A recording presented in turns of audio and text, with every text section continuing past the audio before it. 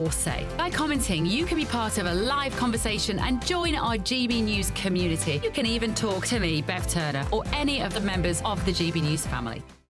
In the GB Newsroom, we bring you the news as it happens. With our team of dedicated journalists across the UK, GB News brings you accurate reporting of the day's topical agenda.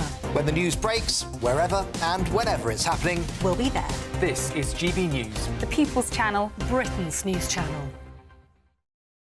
Every Saturday, 10 till 12, we'll bring you all of the news that you need to know. We'll also remind you that there is so much to smile about. It's my favourite time of the week. I get to relax, enjoy some light-hearted stories and let Ellie teach me about fashion too. That's Saturday Morning Live, every Saturday, 10 till 12. Only on GB News, Britain's news channel.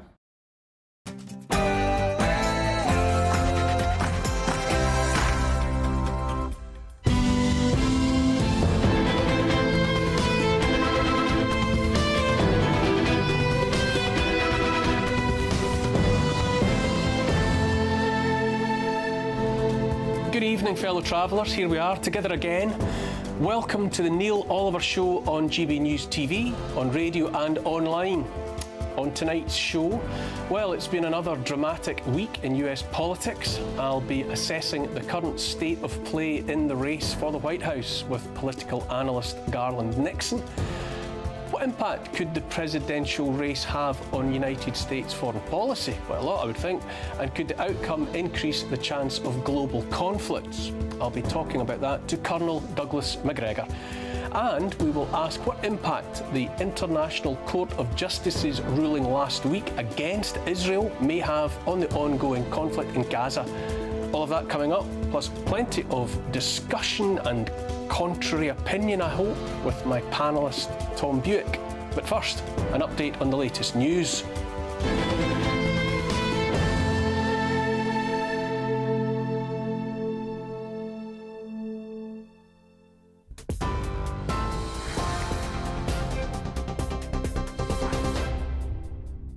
Good evening, I'm Ray Addison in the GB Newsroom. Our top stories tonight. Protesters gathered outside Downing Street demonstrating against the reported arrest of Tommy Robinson have now moved on to Scotland Yard. His supporters say he was arrested under anti-terror laws. Comes after a complaint was made after a film was allegedly shown at a central London rally yesterday in breach of a High Court order. Two men in their 20s have died after a two-seater light aeroplane crashed in a field in Thorganby near Selby. North Yorkshire Police received an emergency call just before 10 this morning. It's thought the victims are the pilot and his passenger. Their next of kin have been informed and an investigation is underway. Manchester's mayor is urging people not to rush to judgment following Thursday's incident at the airport there. Andy Burnham's comments follow the publication of new video obtained by Manchester Evening News, which appears to show a violent altercation in the lead-up to a suspect being kicked by a police officer. The constable involved is now under criminal investigation for assault. Mr Burnham says it's a complicated situation. Priti Patel has become the 5th MP to enter the Tory leadership race. The former Home Secretary says she can unite the party and turn it back into a, quote, winning machine. She joins James Cleverly, Robert Jenrick, Tom Tugendhat and Mel Stride, all running to replace Rishi Sunak. Nominations close tomorrow. The Foreign Secretary is condemning a rocket strike in the Israeli-controlled Golan Heights, which killed 12 people, including children. David Lammy said we are deeply concerned about the risk of further escalation and destabilisation. Israel's released this footage of air attacks being carried out against Hezbollah targets in Lebanon overnight. Water bosses who repeatedly allow sewage to be dumped illegally will face criminal charges under the new government plans. Environment Secretary Steve Reed is warning they'll also be stripped of their bonuses as part of tougher regulations. He also says customers will receive refunds if money that's been earmarked for sewage system investment isn't spent on that. If water bosses keep pumping these levels of raw sewage into our waterways, they'll face criminal charges. We'll give the regulator the power they need to ban the payment of the multi-million-pound bonuses they've been awarding themselves despite overseeing this kind of catastrophic failure. And we're going to ring-fence customers' money that is earmarked for investment in improving the sewage infrastructure, so that if it's not spent on that, it gets refunded back to customers in discounts off their bills. Those are the latest GB News headlines for now. I'm Ray Addison. More in about an hour. For the very latest GB News direct to your smartphone, sign up to News Alerts by scanning the QR code or go to gbnews.com/alerts.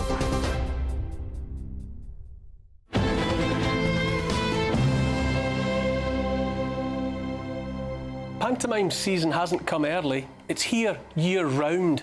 Not in the theatres, but everywhere else. The USA now has much of the appearance of, if not a panto, then a desperate soap opera, one of those daytime efforts. Mostly ridiculous characters and a script cobbled together from jokes from unseasonal Christmas crackers.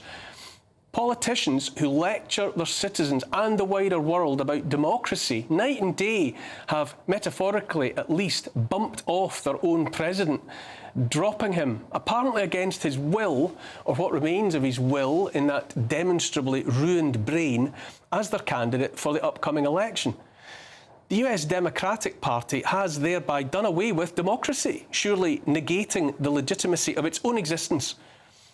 In a time when democracy is said to be threatened as never before, when democracy is said to be the be-all and end-all of civilization, the Democratic Party high-ups simply did away with the man they had insisted was their democratically chosen candidate, being their own President Joe Biden, suddenly identified as not fit for purpose. After years of stumbling and mumbling as dementia rose around him like floodwater, and replacing him with a woman no one wants in power or ever wanted. Biden doesn't seem to have been removed because he has dementia. Rather, it had to be done only because too many ordinary people had finally found his dementia impossible to overlook any longer, impossible to deny. That move followed the attempted shooting of President Donald Trump, of course. For the most powerful nation on earth, to lose one contender for the top job might be bad luck, but to come within a hair's breadth of losing both in the same week looks downright careless. It also appeared brazen, the self-appointed elite showing who's boss. Without so much as a by your leave, you might say, Biden's name has been erased from the ticket and laughing-gas Kamala Harris's name has been scribbled in its place. And on a dime, the same politicians and mainstream media talking heads who only weeks ago were assuring audiences Biden was as sharp as a tack are now all in for Kamala, voted for by no one. Commentators more seasoned than me have pointed out that if those events had unfolded in a country so-called Democrats didn't like, Russia maybe, they'd be shouting from the rooftops about a coup, which is effectively what it was. Whatever else, it all looks ludicrous, or perhaps downright sinister.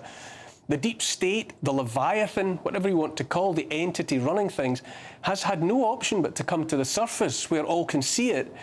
It had to surface, in desperation perhaps, to carry out blatant acts of tyranny before sinking into the depths once more. That descent into the darkness, out of sight, might best be obscured, covered up by something eye-catchingly catastrophic. A world war, maybe. On the other side of the aisle, Donald Trump has announced as his running mate J.D. Vance, a senator from Ohio, a former Marine, a successful author and businessman, a lawyer, praised by union leaders for standing up for the workers. Vance also has ties to Peter Thiel, entrepreneur, billionaire and all-round Svengali by all accounts, the man behind PayPal and, more recently, Palantir, a private company backed by the CIA that harvests data about citizens, spying on them to an extent George Orwell's Big Brother could scarcely have dreamt of. Vance and Trump have called for an end of the war in Ukraine, sure enough, but there's plenty more war where that came from, out with the old, in with the new. Israel's Prime Minister Benjamin Netanyahu received several ovations in the Capitol building in Washington this week in front of a joint session of Congress. Politicians, most of whom have undeniable ties to AIPAC, being the Israeli lobby. Netanyahu told Republicans and Democrats alike that the war in Gaza was America's war, as well as Israel's. He said that Iran is America's most radical and murderous enemy. He told protesters, many holding placards declaring him a wanted war criminal in reference to an arrest warrant sought by the International Criminal Court, that they were Iran's useful idiots.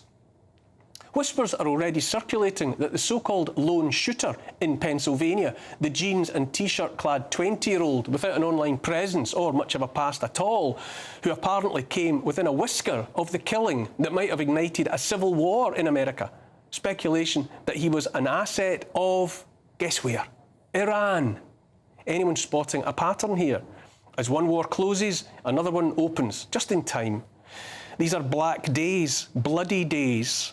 Is there anyone anywhere near the levers of power who prefers peace to war? Here in Britain, we've got the head of the army, General Sir Rowley Walker, telling anyone who'll listen that we have to be ready to fight Russia, China, Iran and North Korea, what he called an axis of upheaval in 3 years' time. War is peace, as we were told by the Uniparty in George Orwell's 1984. Also, freedom is slavery and ignorance is strength. Although Orwell meant it all as a warning, not an instruction manual. The sense of chaos, destruction and impending doom is so pervasive now, it's hard not to draw the conclusion it's all just fakery. Confected fear porn designed and rolled out so as to get the herd stampeding once more, get them panicked and keep them panicked. American journalist H.L. Mencken said, "The whole aim of practical politics is to keep the populace alarmed and hence clamorous to be led to safety by menacing it with an endless series of hobgoblins, all of them imaginary. Wherever else we are now, however close we might be to catastrophe of one sort or another, global war, economic collapse, cyber attack, aliens from Mars, who knows, we're surely approaching peak fear-mongering. The threat of the sort of chaos that hurts the billions of regular people and enriches and empowers that relative handful of already rich and powerful. The evidence is everywhere." In his novel Blood Meridian, Cormac McCarthy said, "War was always here. Before man was, war waited for him, the ultimate trade, awaiting its ultimate practitioner."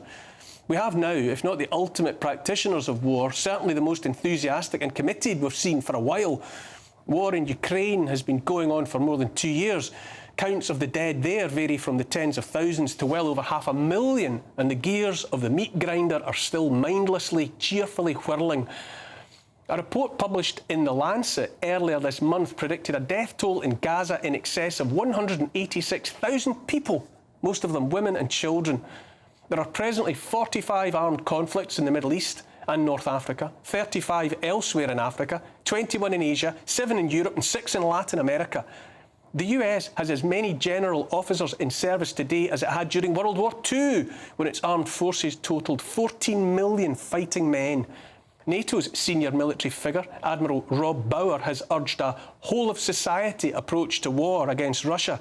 Here in Britain and in the USA, politicians with a taste for war raise the spectre of citizen armies, which surely means, in the end, conscription for the citizens of both countries, our children. American Major General Smedley Butler was that nation's most decorated Marine when he died in 1940. He said war's a racket and always had been. He said it was the most profitable racket, the most vicious, in which profits are counted in dollars and losses in lives and bodies. And here we are in 2024, when some of the wealthiest and therefore the most influential people in the world, because money talks, a few people made wealthier beyond imagining in the last 2 or 3 years alone, a time that has seen the greatest transfer of wealth from poor to rich in history. When some of those people preach that there are too many people in the world anyway, birth rates fall all around the world, entire populations are failing to make enough babies even to continue their existences. And yet those among us with the loudest voices preach population reduction. The eugenicists, the Malthusians, those behind Agenda 2030, transhumanism and the like, are never far away and always anti-human to the marrow of their bones. War will cut the numbers efficiently in a single, hot, bright moment if the war hawks get their way and the nuclear missiles fly. The internet is awash with a meme bearing a quote attributed to Albert Einstein. Whether he said the words or not, the sentiment sounds about right. "I do not know with what weapons World War III will be fought, but World War IV will be fought with sticks and stones." Here's the thing. I heard someone say this week that when the Leviathan is exposed, it's because something somewhere has gone badly wrong with the plan. When the political elites in America have no option but to drop the mask and reveal themselves for what they are, what it's all about, which is power, it's only desperate measures to prevent that power slipping from their grasp. when it's so obviously not about preserving democracy or respecting, far less acting upon the will of the people, when their intentions are so barefacedly corrupt, when their ambition is so plain to see, when all roads lead to money and war, we must ask, again, what are we supposed to be contemplating sending our children off to war to fight for?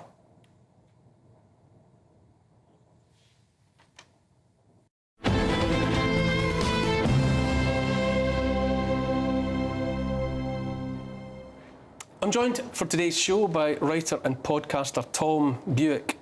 It's some world at the moment, Tom. I mean, we've just had chaos in Paris before the opening of the Olympics even. We've had the Trump shooting. We've had Biden getting dropped from the ticket. We've had Kamala Harris suddenly thrust before us. It just feels like one crisis after another, which starts to feel like somebody's plan.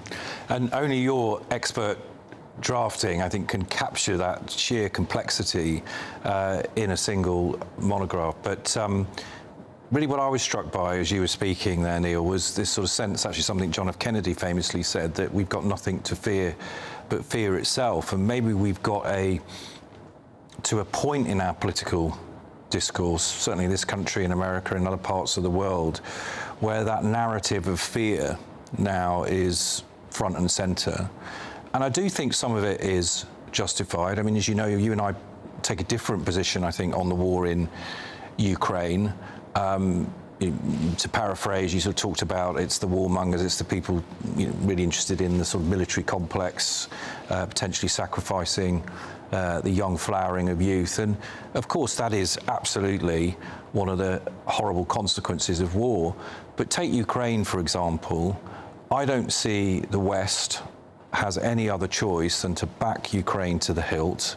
This recent security conference that took place, the European political community, something the Danish Prime Minister said about the need to ensure that Ukraine doesn't lose this war. It's not just about their territorial integrity, in my view.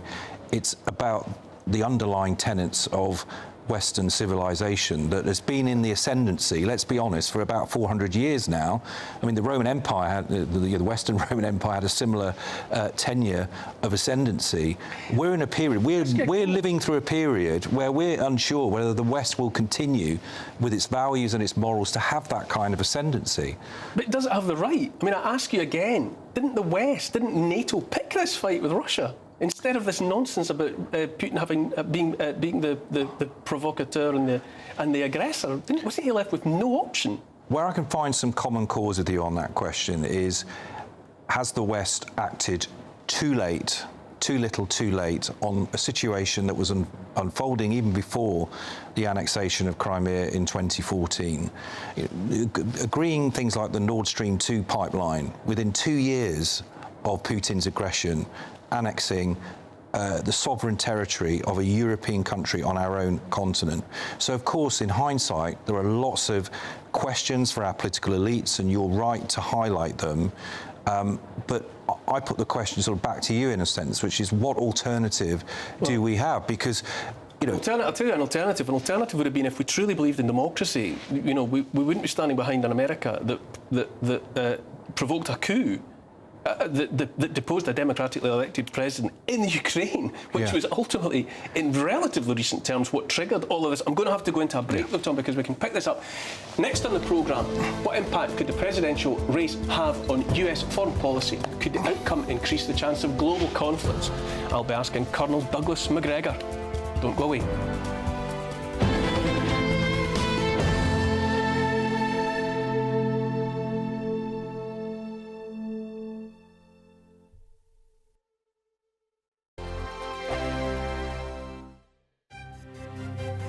GB News Breakfast, every day from 6 a.m.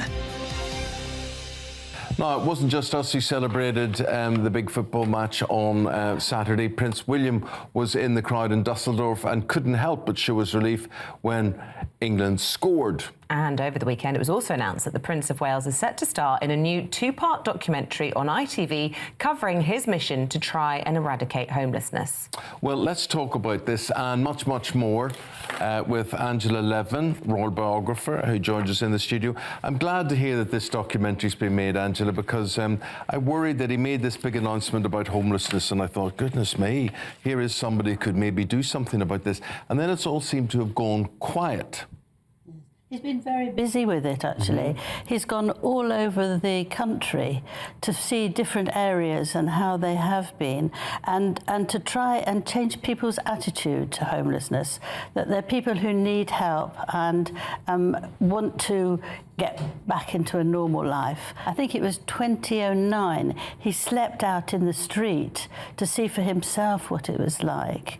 And he also helps people who are selling the magazines, the big issue. So I think he was actually just covering the basic about what it was like for him and how he can now help other people. He and Catherine are putting £3 million straight away into that, and it's going to Where be... does that money come from? Their own foundation, you know. Oh, yeah. Yeah, so they're not taking it from our tax or anybody else's. He wants to do this so badly because of his mother.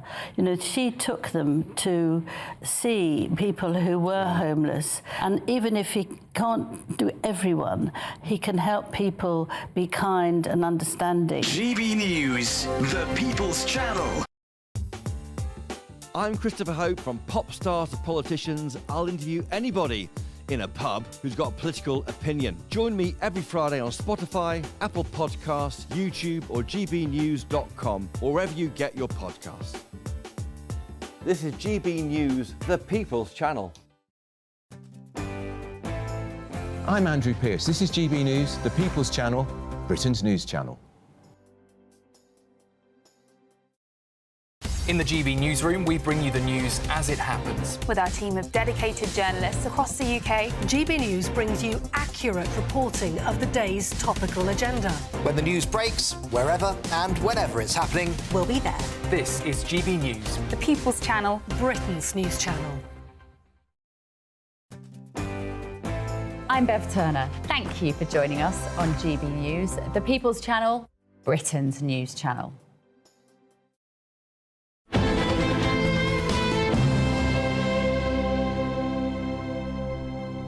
Welcome back to the Neil Oliver Show. Now, it's been a week of manoeuvring by the US presidential candidates, but how might the outcome of the US election affect the rest of us around the world? Wars back in Europe has been for the last 2 years. How long before we are drawn into conflict here, there and everywhere?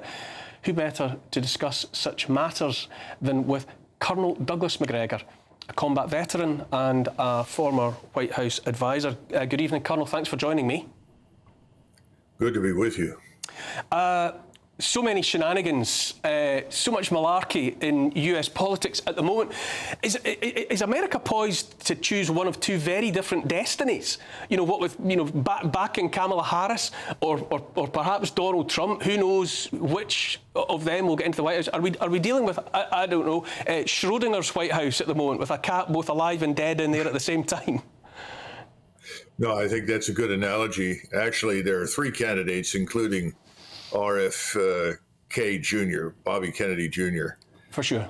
And he's really fundamentally different from the other two. The two do tend to blend into one sometimes.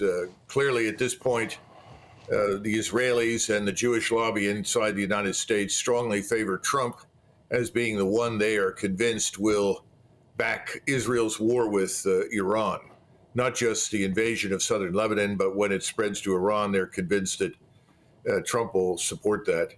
At the same time, you have the issue in Ukraine. Trump would like to see that end, but he hasn't explained how he would do it, what steps he would take.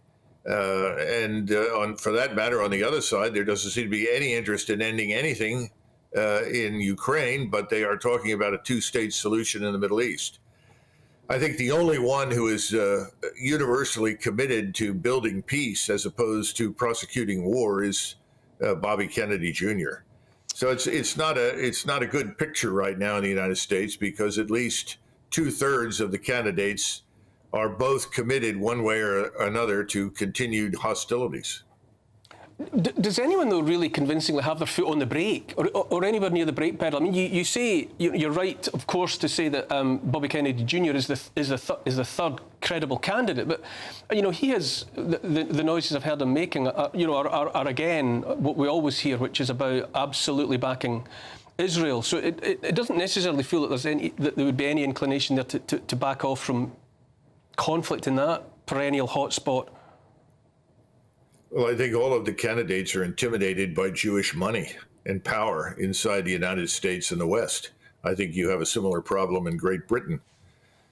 People are unwilling to speak out against the Israeli behavior in Gaza and their passion for widening the war because they're afraid of being called anti-Semites, but more important, they're afraid of losing financial support. It's that simple. If you watched Netanyahu speak here, he received 58 standing ovations in the space of 55 minutes. Frankly, his speech wasn't that good, but everyone is clapping vigorously who attended because they want the money to continue to flow to them. I think there's something else, Neil, that's worth mentioning, though, for your audience, and that is that we could have a very serious crisis here at home in the near term in the White House itself. Now, Kamala Harris is going to carry the standard for the Democrats, but there's a real possibility that President Biden may resign, or worse, that he could actually pass away. He's not in good shape physically at all. If that were to happen, we would be in a crisis similar to what happened when Richard Nixon was president. He replaced his vice president initially, and then subsequently he had to resign. And he had to be replaced by a vice president, and again, we had to pick a new one. And that requires the House and the Senate to essentially confirm or reject whomever the president happens to be at the time and nominates for vice president. I mention this because the leadership in the United States is very, very fluid at the moment. People don't have a great deal of confidence in President Harris, and frankly, not a lot of people had much confidence in President Biden. So I think that picture is going to continue, at least into the fall. Bear with me, Colonel. My guest here in the studio, Tom Bewick, I felt you nodding or definitely giving some body language indication that you were interested to respond to what the Colonel was saying there. Yeah, I mean, look, I must take issue with tropes like Jewish money's driving US foreign policy, Neil. I don't think that's helpful, actually, in a debate like this. Where I think we do need to have a debate, of course, is with the actions of the Israeli government over many decades, not, for example, adhering to UN Security Council resolutions on the occupied territories. I think we'll be talking some more about that on the show. But I think what's unfolding in the US is actually democracy, in the sense that people can see, as you said in your monologue, that we've got a president of the United States who's not capable really to do his job. And yes, you could argue it's a coup, but effectively, under the Constitution, that is completely in order, isn't it? And, Kamala Harris, as the vice president anyway, would step in the event of what Colonel McGregor's talking about, in the event that Joe Biden couldn't do his job. I think you'd have to be playing pretty fast and loose with the concept of democracy to say that, just bumping him, the democratically made choice of candidate off of the ballot, bringing somebody else in without so much as a vote, and then to invoke that as democracy in action. I mean, yeah, but Neil, but how many prime ministers have we had in the last 5 years? I would hardly hold that up as a that's not. But what I'm saying is, within, we're a parliamentary democracy. The States is a constitutional republic. All I'm trying to say to you is that, we could say we don't agree with it, we don't think it's right, but I think it's a bit strong to say it's a coup when people are operating within the parliament, within the constitutional system. What do you say, Colonel? Also, obviously, Tom Bewick there, takes issue with your suggestion that it be Jewish money, but for me, I don't understand why anyone should be able to stand behind anything as some sort of invisible shield against being criticised for actions. So if people are behaving badly, to me, it doesn't matter who or what they are. Well, honesty you call is it the probably behaviour. more important than any other single factor if you're going to have a debate about anything. Well, I don't know if you could hear me or not. I think honesty is preeminently important in any debate. we need to be honest about where the money is coming from, where the billions of dollars are located, and who is putting these vast sums of money against policy options. Remember, against the backdrop of our open borders, all of this business overseas, frankly, from the standpoint of most Americans, is not terribly important. We're talking today about potential for war with Russia in Eastern Europe and the potential for a widening war in the Middle East. It could bring in Iran and ultimately Russia and even China and other countries. These are very serious matters, but inside the United States, people are preeminently concerned about the open borders, the rising criminality, inflation, the deterioration in our economic capacity. But most importantly, the fact that we have over 52 million people living inside our country who are not born here. Those things may not seem terribly important to you in Europe, but for us, those issues are far, far more important than anything happening anywhere else. Thank you so much for your insight, and this is a conversation that I hope we can keep on having. It's of the utmost importance on both sides of the Atlantic. Thank you so much, Colonel McGregor. Next on the programme, political analyst Garland Nixon will be here to help us assess the state of the presidential race and tell us who is in charge of the United States right now. You're watching The Neil Oliver Show on GB News.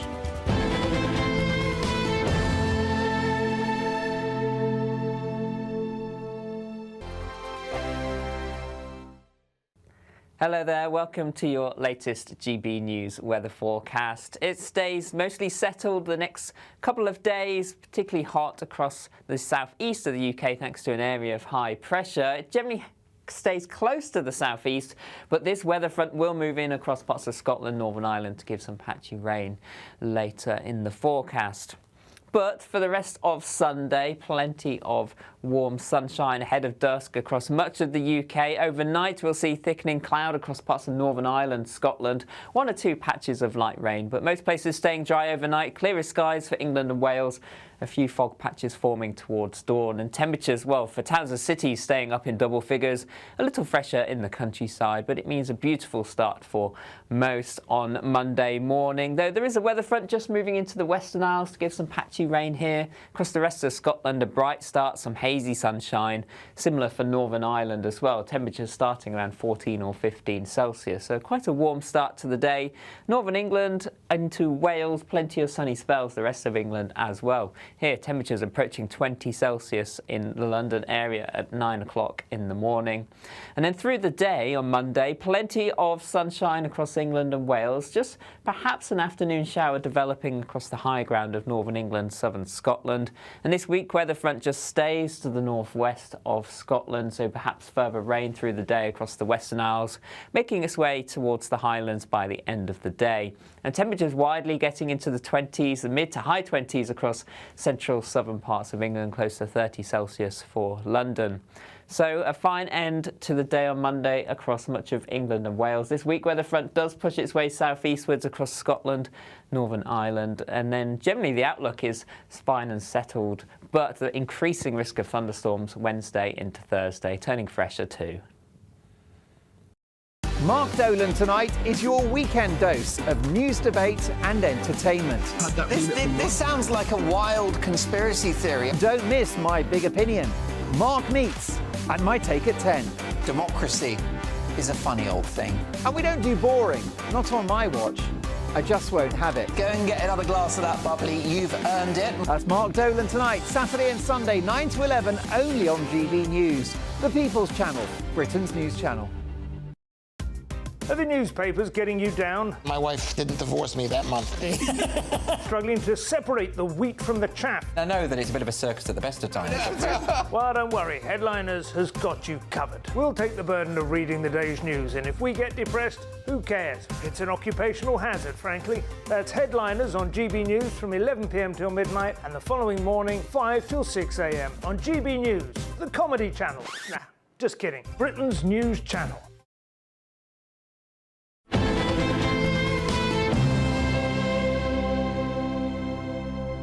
Welcome back, lovely people, to the Neil Oliver Show. Now, the race to become the so-called leader of the free world took another twist last week when President Joe Biden decided he would not be running for re-election, so we're told, Biden has endorsed his Vice President Kamala Harris, who now looks poised to take on Republican candidate Donald Trump in what's likely to be a bitter and hard-fought contest over the next few months. I'm joined now to discuss all of this by Garland Nixon, a radio talk show host and political analyst in Washington, D.C. It's a pleasure to see you there. Thank you for joining me. Thank you for inviting me. This is a fascinating period in American history through which we are living, is it not? What was your gut reaction to the pivot from sharp as a tack, ready for anything Joe Biden to sidelining him, and now all guns blazing with Kamala Harris that it wouldn't appear many people particularly want? Well, I had argued for quite some time now that the primary process demonstrated that, or the lack thereof of a process, demonstrated that the Democratic Party understood that they were going to have to replace Joe Biden. I didn't think it was, I thought it was remarkable that during the primary they said we're going to have no debates, so they didn't expose Joe Biden to any scrutiny about his cognitive decline during the debate.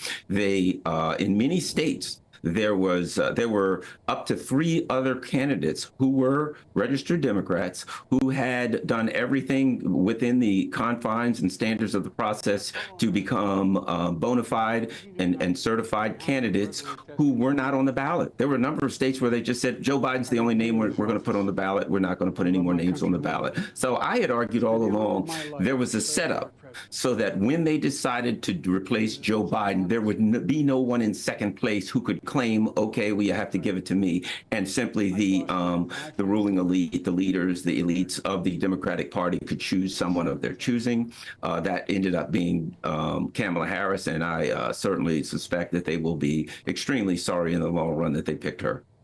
It's an alarming irony, to put it mildly, that a so-called Democratic Party is operating in this way. What is democratic inherently about the way in which they have sought to get their own way? And by they, I mean the high-ups, the high panjandrum. Again, I think these things, I hate to sound like I'm blowing my own horn, but some of these things had become obvious to me. I had argued after the 2020 election, the Democratic Party could no longer have a democratic process. They could not afford the luxury of a democratic process now because there's so much corruption and because the party is so misaligned from the wants and needs of the working class people in their party that they could not allow those people to choose the candidate. In 2016, Donna Brazile wrote a book, and she was the chair of the Democratic Party. She wrote a book in which she admitted the process was rigged. Recently, Representative Adam Smith came out on I believe it was MSNBC, and said, we chose Joe Biden in 2020. He was selected not because he could beat Donald Trump, but because he could beat Bernie Sanders. The party was more concerned about an attack from the left than they were anything on the right. They'd far rather have Donald Trump than they would a left-leaning candidate, or allow their constituency to actually choose the candidate. They can't afford that anymore. So any thought of democracy, it's in words only. It's the party now is straight out totalitarian and elite ruled top down. Ought we to invoke the C word, by which I mean coup? Would you say that Joe Biden has been forced out in a style that were happening in any other place, a country that they didn't like, maybe Russia, that they'd have been shouting coup from the rooftops? Well, I would argue that it wasn't a coup, because a coup implies that power was seized in an extra democratic process, or power was seized in a process that is not normally the process for that particular entity. In order for there to have been a coup, that would mean that the people of the party had some input in the power structure of the party. And since, as we could see by, any numerous issues, I could go with Medicare for all, where 80% of Democrats are in favor of Medicare for all. In fact, no, let me change that. It was 87%. are in favor of Medicare for all, of a national health system, and the 13% that ruled the party said no. I could go on and on, wherein the with polling numbers that show that the party elite, the rulership of the party, is completely separated from its constituency, and so therefore there was no power to be taken. They already, basically all they did was they did away with the illusion that they were putting forth of democracy, and now it's pretty clear straight out that they're not even going to pretend anymore. I can't have you here without inviting you to contemplate what happened in Butler, Pennsylvania. What's your gut instinct about the best way to assess what happened that day?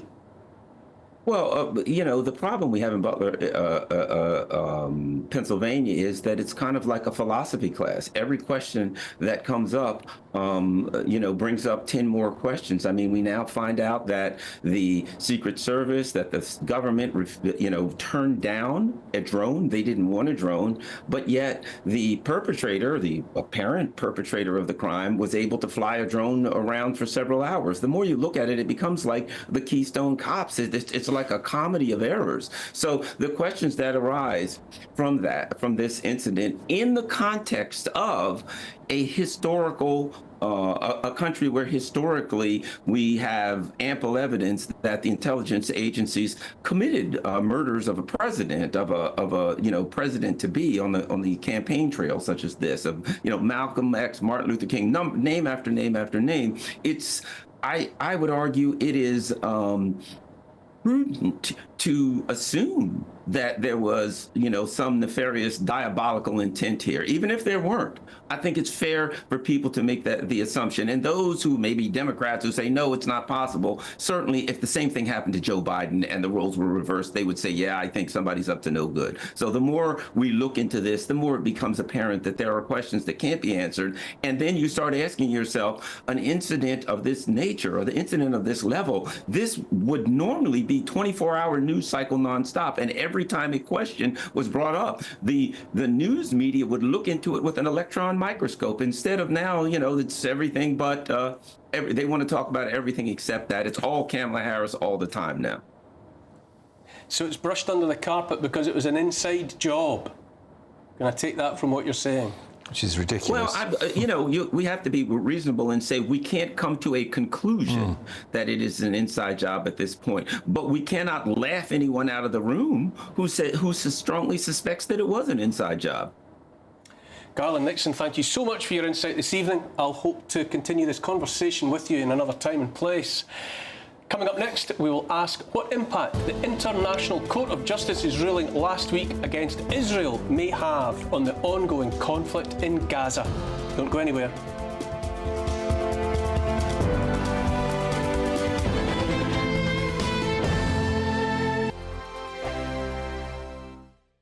Sunday with Michael Portillo from 11, only on GB News.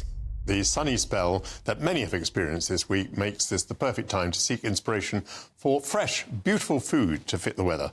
Hannah Harley-Young from Crazy Sexy Food joins me once again for the latest in our Taste of Britain series. And to go alongside the return of the glorious sunshine, she recommends tequila. To be honest with you, it's more about my total love of tequila. It is my favourite drink. I have my favourite cocktail ready to be shaked for you in a second, which is obviously the margarita. But I think also I just love this sort of general story of tequila. Tequila, a bit like with champagne, can only be produced in the region of Tequila in Mexico. But I've actually brought for you, interestingly, a brand that is London-based. This was set up by Tom and Jack. They were drinking, I think, in sort of 2018, 2019, somewhere in South London, and realised that tequila could actually be quite enjoyable. Do you know what it's made of?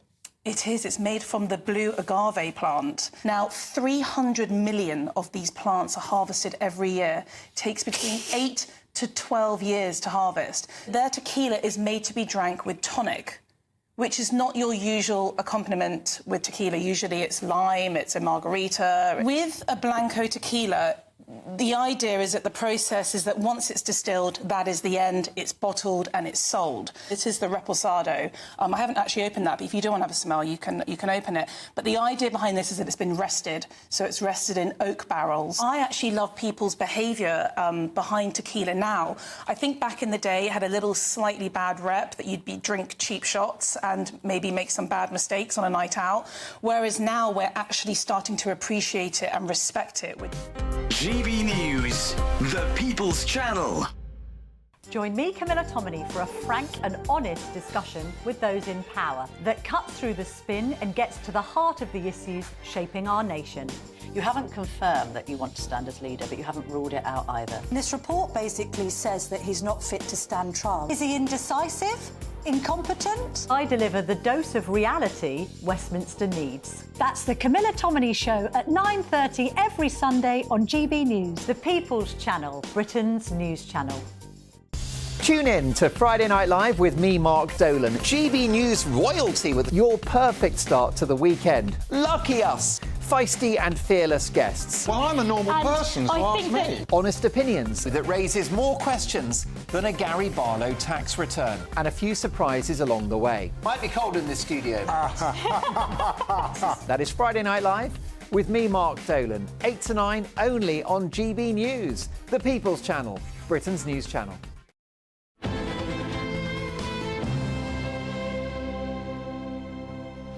Welcome back once more to the Neil Oliver Show. Now, the International Court of Justice ruled this week that Israel's settlement policy in occupied Palestinian territories is in breach of international law, unlawful. A panel of 15 judges concluded that the transfer by Israel of settlers to the West Bank and Jerusalem, as well as Israel's maintenance of their presence, is contrary to Article 49 of the Fourth Geneva Convention. So, what next for the benighted, war-torn region? I'm joined now by United States podcast host Kim Iverson. Good afternoon, Kim. Lovely to see you there. Thank you. Good morning. It's morning for me. Good morning to you. Great to be here. I've been paying attention to what you've had to say in very recent times about events in Gaza, events in that war-torn place. I wonder if I could just get you to react to that International Court of Justice ruling about the unlawful nature of the activities of the settlers there. Yeah, interestingly, this is coming 56 years too late. I mean, I'm glad it's happening now. It's just that it is really unfortunate, and it's really something we should question is why it took so long for them to come to this conclusion.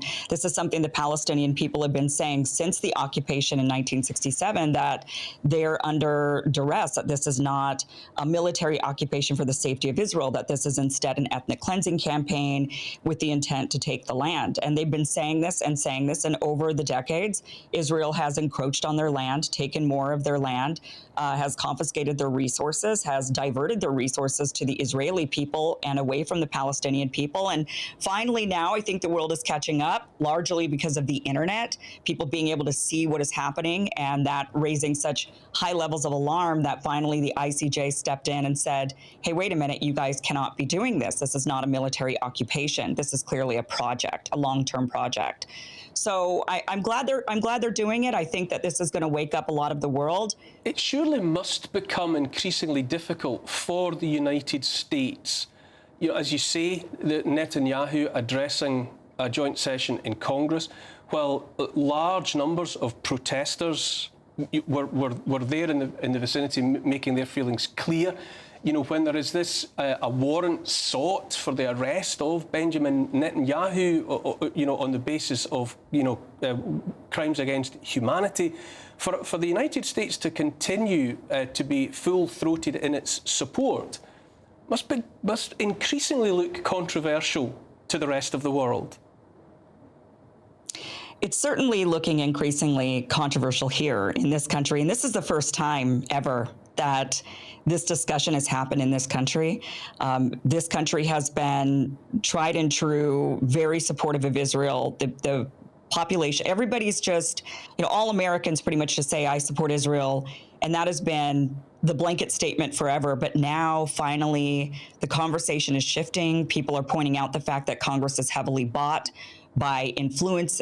There's a lot of money pouring in, a lot of American money pouring in support of building the nation of Israel rather than building our own country. And a lot of Americans are starting to question that.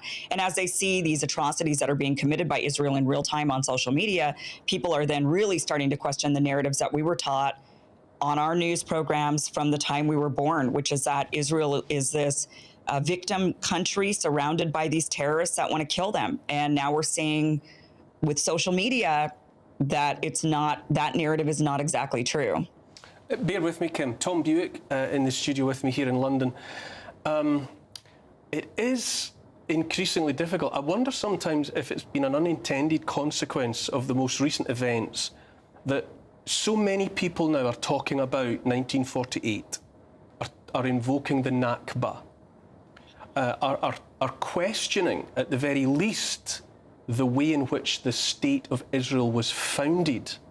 Because it does, as Kim was saying, it flies in the face of what we here on this side of the Atlantic were also invited to think.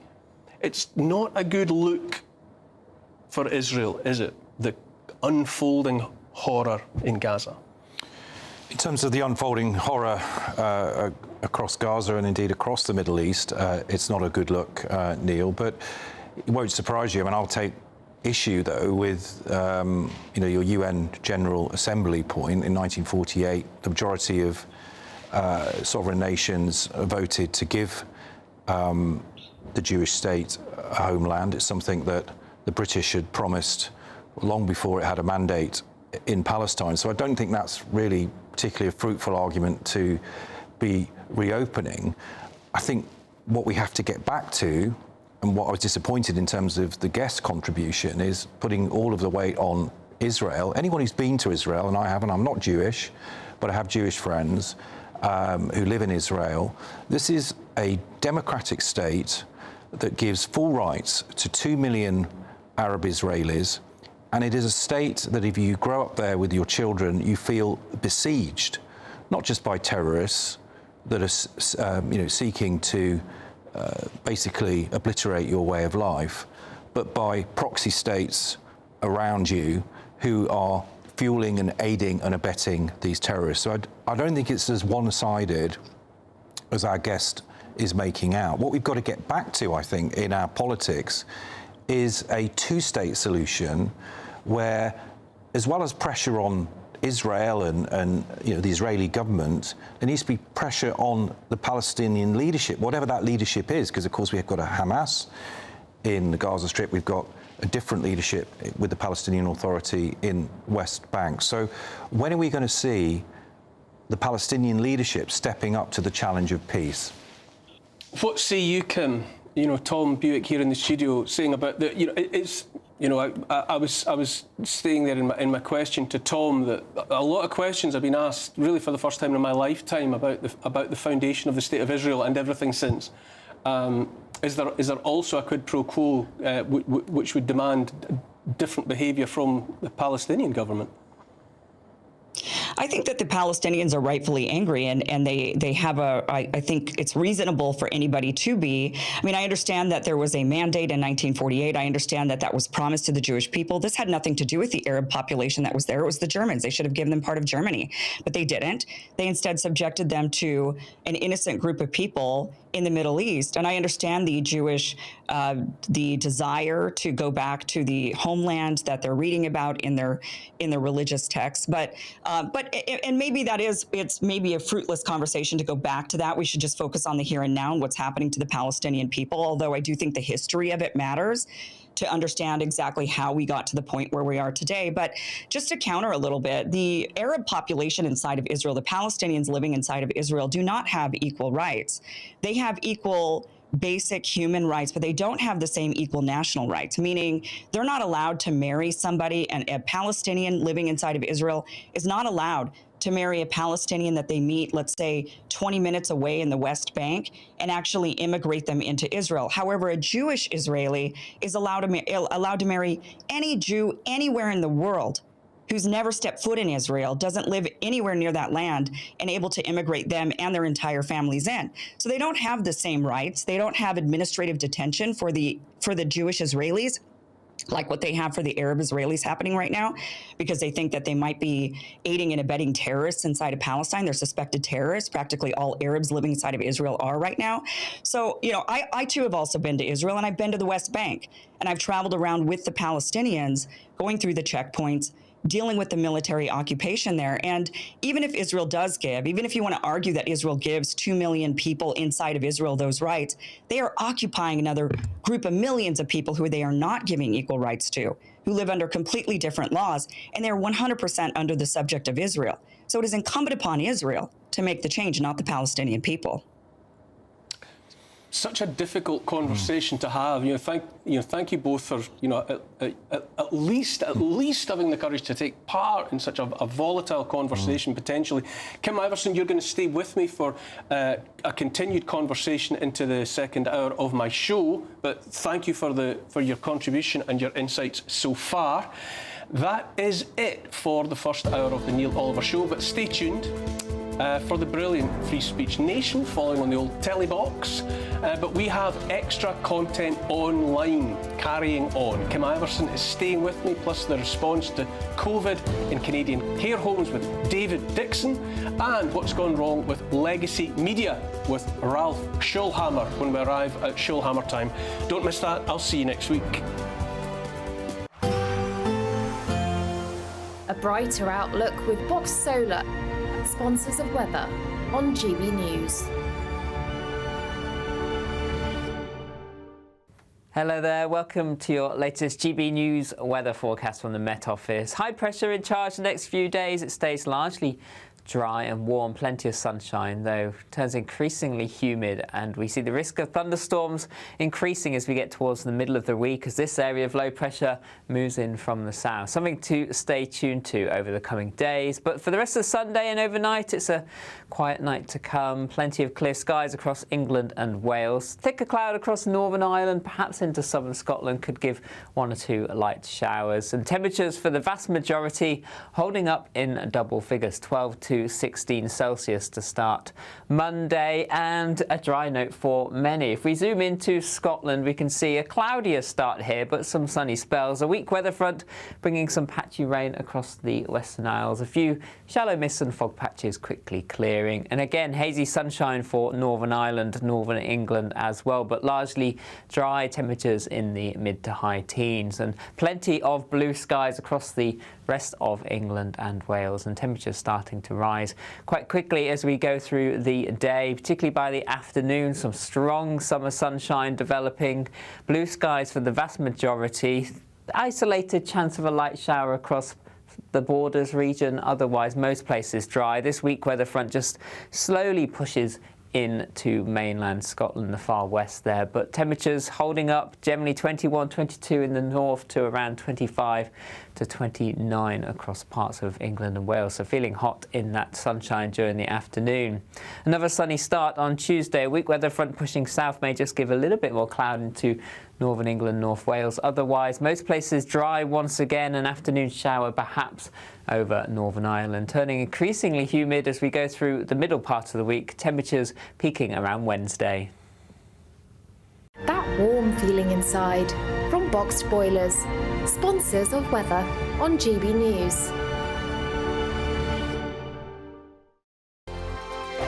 Celebrate a spectacular summer with your chance to win an incredible £30,000 in tax-free cash in our Great British Giveaway. It's the biggest prize of the year so far, and it's totally tax-free. What would you spend that on? Luxury holidays, a new car, or just put it away for a rainy day? Whatever you do with £30,000 in tax-free cash, make sure you don't miss out on a chance to make it yours. For another chance to win £30,000 in tax-free cash, text CASH to 63232. Text costs £2 plus one standard network rate message. You can enter online at gbnews.com/win. Entries cost £2. Or post your name and number to GB07 PO Box 8690 Derby DE1 9TT. UK only. Entrance must be 18 or over. Lines close at 5 p.m. on the 30th of August. Please check the closing time if listening or watching on demand. Good luck.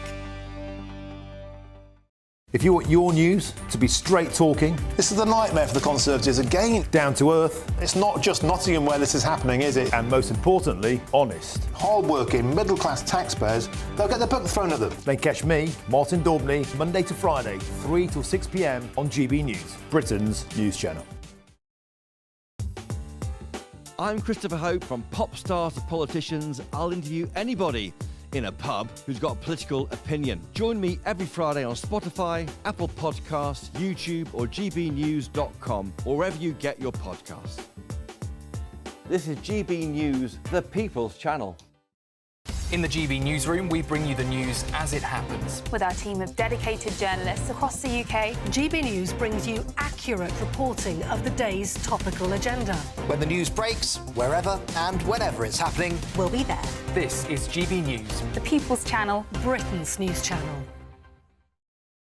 We're proud to be GB News, the People's Channel. And as you know, we always love to hear your views. Now, there's a new way of getting in touch with us at gbnews.com/your say. By commenting, you can be part of a live conversation and join our GB News community. You can even talk to me, Bev Turner, or any of the members of the GB News family.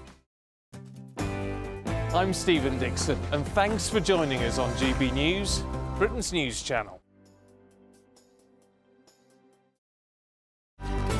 Good afternoon, Britain. Your lunchtime update on the stories that matter across the UK.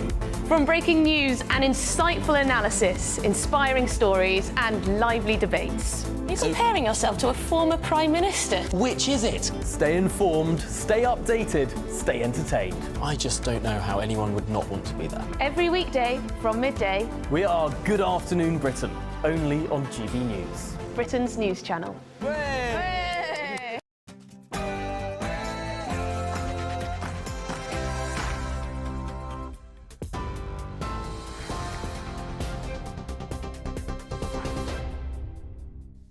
Good evening, I'm Ray Addison in the GB Newsroom. Our top stories tonight. Protesters have gathered outside Downing Street and Scotland Yard, demonstrating against the reported arrest of Tommy Robinson. His supporters say he was detained under anti-terror laws. Comes after a complaint was made after a film was allegedly shown at a central London rally yesterday in breach of a High Court order. Two men in their 20s have died after a two-seater light aeroplane crashed in a field in Thorganby near Selby.